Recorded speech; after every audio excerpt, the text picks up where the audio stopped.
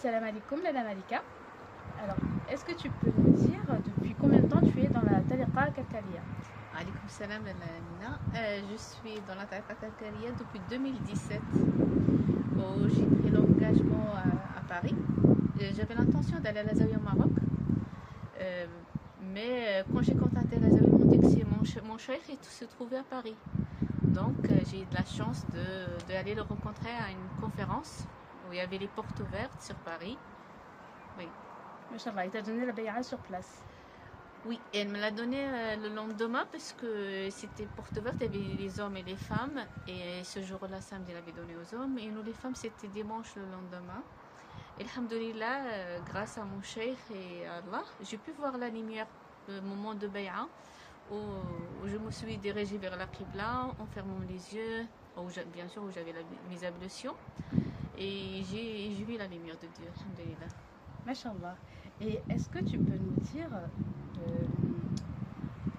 quel fruit tu as goûté depuis que tu as pris l'engagement auprès de Sidi Chir? Qu'est-ce que tu as pu goûter concrètement dans ton cheminement spirituel?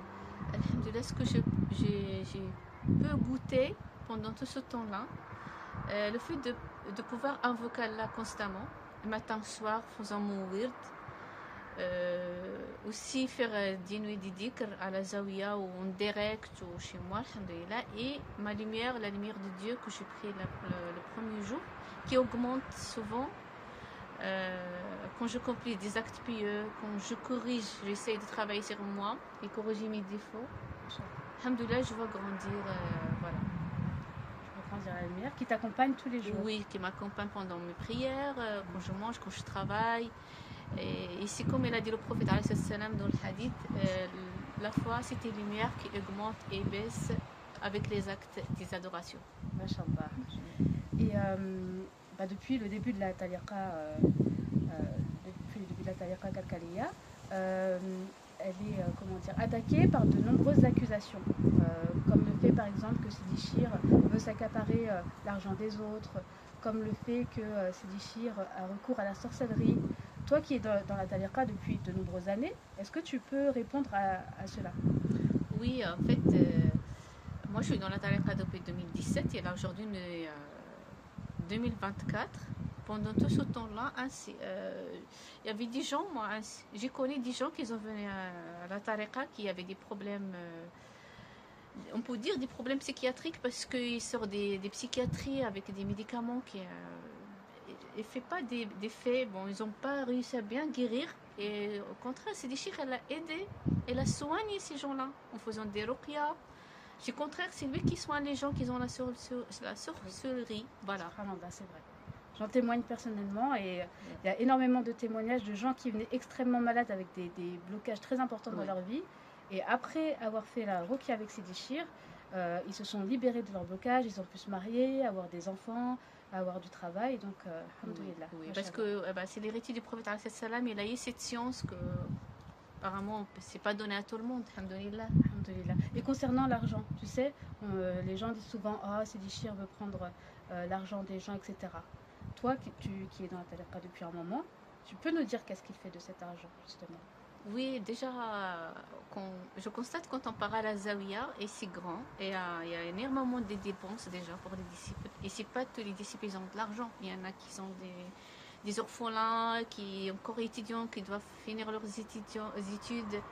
Et ici, des chers, il fait beaucoup de monde, des sadaqas, il construit des puits ou des puits partout dans le monde. On peut voir ça. Il y a des photos qui prouvent, qui constatent aussi ces actes.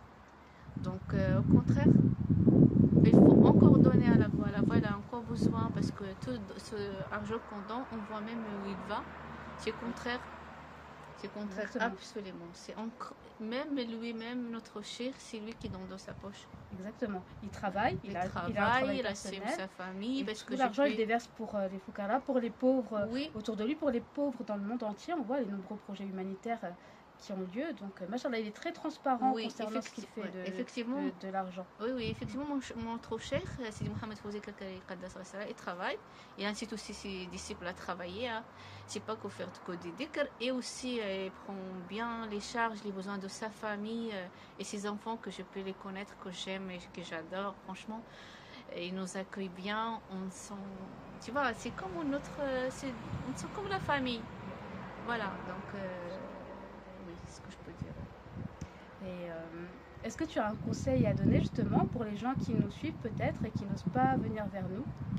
Oui, c'est effectivement, oui, absolument, parce que regardez, il faut jamais écouter ce qui est dit sur les réseaux sociaux, même dans notre entourage. Si on cherche vraiment la vérité, l'amour d'Allah, on cherche vraiment contempler cette vision de la lumière, aller chercher le cheikh directement. Et si on ne peut pas aller, au moins les vrais disciples qui dans la tariqa, et pas y aller à demander ou chercher les infos, parce qu'il faut détoxer les infos qui sont sur les réseaux sociaux, parce que et parce que c'est aussi des gens, moi, franchement, j'ai le regret à leur place, parce que il faut pas qu'on coupe le chemin des gens qui cherchent Dieu, de laisser nous transmettre cette lumière, parce qu'il y en a beaucoup qui cherchent, ils n'ont pas les coordonnées, ils ne savent même pas où. Donc si on ne peut pas aider une personne, ou si on est contre, mais le moins le tenir pour soi-même, et non pas faire des blocages à d'autres personnes que franchement